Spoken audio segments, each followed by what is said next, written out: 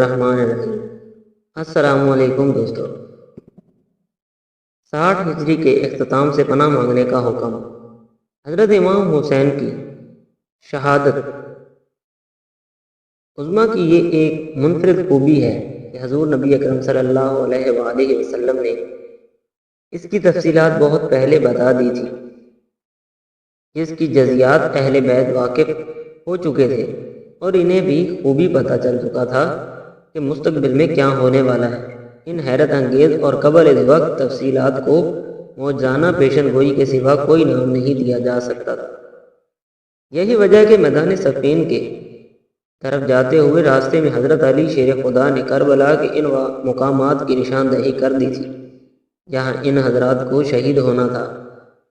ان واقعات کا بنظر غور جائزہ لینے سے پتہ چلتا ہے کہ حضور نبی اکرم صلی اللہ علیہ وآلہ وسلم نے دیگر تفصیلات کے ساتھ بعض خاص لوگوں کو ماہ وصال سے بھی آگاہ کر دیا تھا، اور وہ حتمی طور پر جانتے تھے کہ یہ افسوسناک سانحہ کب وقوع پذیر ہونے والا ہے۔ حضرت ابو ہریرہ بھی ان خاص لوگوں اور محرم راز دوستوں میں تھے جنہیں ابھی طرح علم تھا کہ 60 ہجری کے اختتام تک سیاسی اور ملکی حالات مستحکم نہیں رہیں گے، بلکہ ان میں نمایاں تبدیلیاں آ جائیں گی۔ حکومت کی دیکھ بھال ایسے غیر صالح اور اوباش نوعمر لوگوں کے ہاتھ میں آ جائے گی جن کے پیش نظر امانت الہی نہیں بلکہ طے زندگی ہوگی، اور وہ اقتدار کو عیش و عشرت، شراب و کباب، بدمعاشی، آوارگی، بدکاری اور عوام پر ظلم و ستم ڈھانے کے لیے بے ذریع استعمال کریں گے۔ حضرت ابو ہریرہ اکثر یہ دعا کرتے تھے کہ میں 60 ہجری کے اختتام اور نو عمر لوگوں کی امارت سے اللہ کی پناہ چاہتا ہوں۔ ان کا مطلب یہ تھا کہ ایک خوفناک دور شروع ہونے والا ہے۔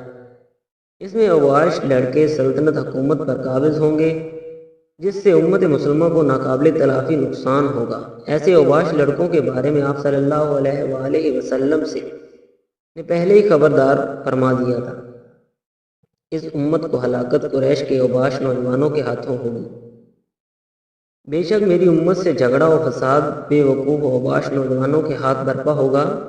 حضرت ابو ہریرہ رضی اللہ تعالیٰ عنہ نے ایک اور روایت میں فرمایا کہ حضور اکرم صلی اللہ علیہ وآلہ وسلم نے فرمایا، اہل عرب کے لیے اس شر کی وجہ سے تباہی و بربادی ہے جو 60 ہجری کے اختتام پر آ چکی ہے۔ امانت کو مال غنیمت اور صدقہ کو تاوان خیال کیا جائے گا، اور گواہی شخصی جان پہچان کی بنا پر ہوگی اور فیصلہ ذاتی خواہش کی بنا پر ہوگا۔ حضرت ام سلمہ روایت کرتی ہیں کہ رسول اللہ صلی اللہ علیہ وآلہ وسلم نے فرمایا، میرے جگر گوشہ حضرت ابن علی حسین ابن علی کو 60 ہجری کے اختتام پر شہید کر دیا جائے گا جب ایک اوباش نوجوان پر چڑھائی کرے گا۔ حضور اکرم صلی اللہ علیہ وآلہ وسلم کی پیشن گوئی کے مطابق 60 ہجری میں قبیلہ قریش کے شخص بنو امیہ کا اوباش نوجوان یزید بن امیہ تخت نشین ہوا، اور 61 ہجری کے ابتدائی 10 دنوں میں سانحہ کربلا پیش آیا، جس کا واضح مطلب یہ ہوا کہ حضور اکرم صلی اللہ علیہ وآلہ وسلم نے یزید کی حکومت سے پناہ مانگنے کا حکم فرمایا تھا اور بتا دیا تھا کہ یہی وہ شخص ہوگا جو اہل بیت کے خون سے ہاتھ رنگے گا۔ اس لیے حضور اکرم صلی اللہ علیہ وآلہ وسلم کے حکم کی پیروی میں حضرت ابو ہریرہ یزید کی نوخیل اور لاابالی حکومت اور اس کے ظلم و ستم سے بھرپور دور سے پناہ مانگتے کرتے تھے۔ آپ رضی اللہ تعالیٰ عنہ کی دعا قبول ہوئی اور آپ 1 سال پہلے ہی فوت ہو گئے۔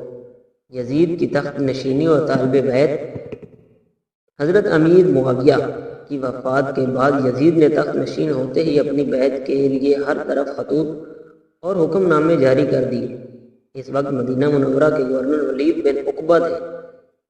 اس کو اپنے باپ کی وفات کی اطلاع کی اور کہا کہ ہر خاص و عام سے میری بیعت لو، اور حسن، حسین ابن علی، عبداللہ بن زبیر اور عبداللہ بن عمر سے پہلے بیعت لو، اور ان سب کو ایک لمحے کی بھی مہلت نہ دو، کیونکہ یہ امت مسلمہ کی ایسی بلند پایہ شخصیات ہیں کہ جن سے یزید کو اندیشہ تھا کہ کہیں ان میں سے کوئی فرد خلافت کا دعویٰ نہ کر دے۔